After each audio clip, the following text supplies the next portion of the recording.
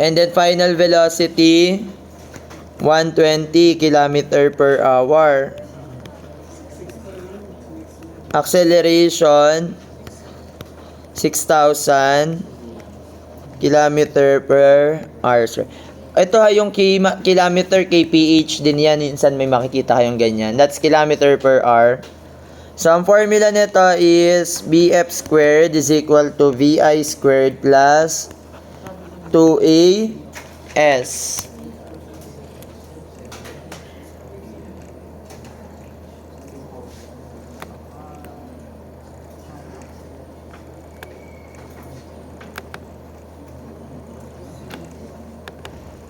Nakita? O, substitute. 120 squared is equal to 70 squared plus 2 times 6,000 multiplied by S.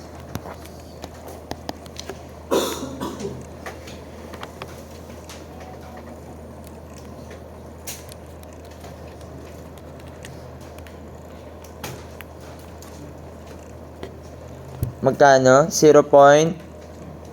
In meters na lang. Times nyo lang ng 1,000 kasi kilometer yung masasolve nyo, no?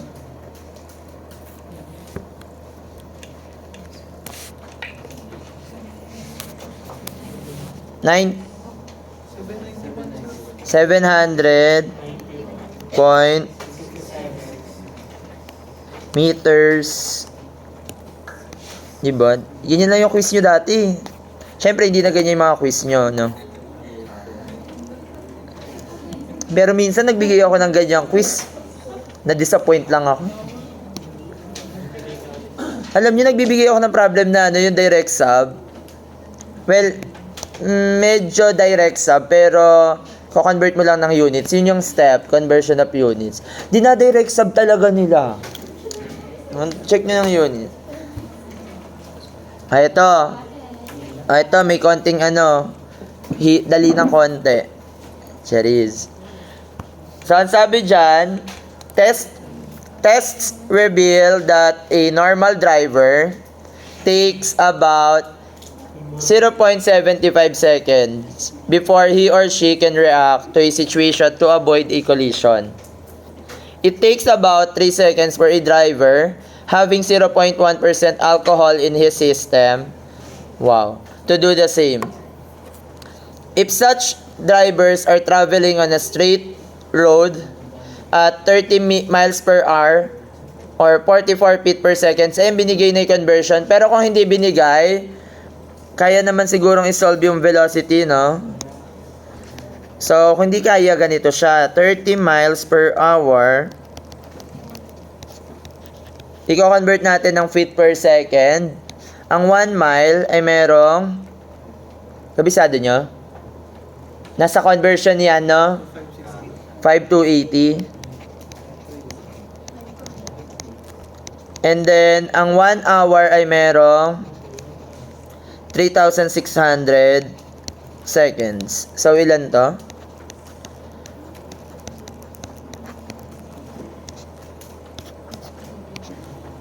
Yan yung velocity, no? Okay. And their cars can decelerate at 2 feet per second squared. So, yun yung acceleration. Ang acceleration is negative 2 feet per second squared. Determine the shortest stopping distance D for each from the moment they see the pedestrian. Moral: if you must drink, please don't drive. Oh, may tarami yan. Yes. So, parang ganito siya, no? Assume natin ito yung car. Kunyari yun yung car. Kunyari may kotse. Tapos, may pedestrian na may tao. Kunyari si Dandoy. Hindi ka na mamamatay kasi kakukumputin naman natin yung distance. Very Pinoy yung drawing. Very bata yung drawing. Uy, matangkad si Dandoy. Sige. Mas malaki pa siya sa kotse, no? Hindi, sige, yan, okay na yan. Ano daw yung distance niya dito? yan yung shortest distance or stopping sight distance, no? Na ang velocity daw nito is 44 feet per second, no? Tapos, ang sabi kasi dyan, di ba it takes 0.75 seconds before he or she can react. So, pag nakita mo siya, meron ka pang 0.75 seconds para pindutin yung preno. Tama ba?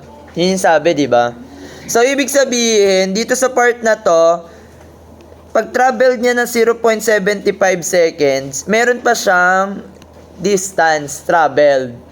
Tama? So, ito magiging name natin as D prime. Which is, ang formula mo is yung velocity times time. Ito yung para sa reaction time natin, no? Tapos, yung pagpindot mo ng preno, di ba, na nag-react ka, tsaka pipindutin yung preno, tapos tsaka siya hihinto dito. Ang magiging final velocity mo dito is 0 kasi hihinto ka na. And then, constant speed ka dito, so that is 44 multiplied by,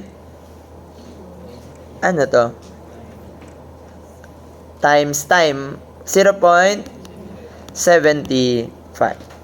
And then, yung distance din natin, ayan, that is the S. Kulang ng papel. Ayan.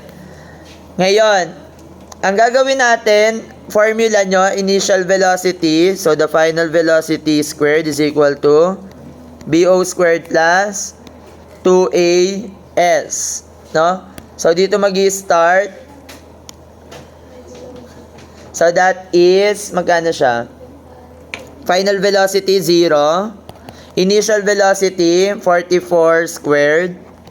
Plus 2. Ang acceleration natin, negative 2 times S, that is equal to the distance D minus, magkano ba to? 44 times 0.75. 33. Okay, minus mo lang yung 33. So, magkano yung distance niya? So, ito yung stopping sight distance, no? Shortest stopping distance. 500? 517 feet. Feet ba? Ay, Barbie. O, paano naman kapag nakainom na siya? O, nabangga na talaga, no? O, for example, ano na yung reaction time niya? 3 seconds. Grabe yung tagal, no?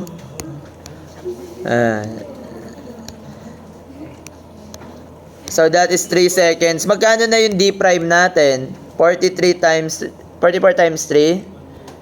132. So, substitute lang natin again sa formula. Final velocity 0. Initial velocity 44 squared. Plus 2 times negative 2 times D minus 132. So, magkano na yung distance D? 600? Nauupod na. 616 feet. So, ayan, tingnan nyo. Mas dapat ganito kalayo, no? Kasi hindi mo nakita. Nasagasaan na lang. Bahala siya. Pero naniniwala ba kayo na mas maingat daw na nagdadrive yung mga lasing? Kasi minsan sarili mo yung kotse, nakakauwi ka ng nang hindi basag yung sasakyan. Hindi. Nakapag-drive ako ng lasing. Pero talaga, no? Wag na kayo mag-drive ng lasing. Lalo na kapag makitulog na lang kayo, no? Lalo na kahit magalit yung jowa nyo, makitulog na lang kayo, no? Mas mahirap mawala ng jowa. Kaya ang hirap, pag-gising tatlo na. Yung jowa? Pag-gising daw tatlo si jowa. Ano ka pinalan? Sira ka naman last na yun. Gusto nyo na ba? Eh, may dalawa pa. O sige, take home yun na. Hindi. May recorded naman ako nito. Sige, tama. Ayun yun na ba talaga?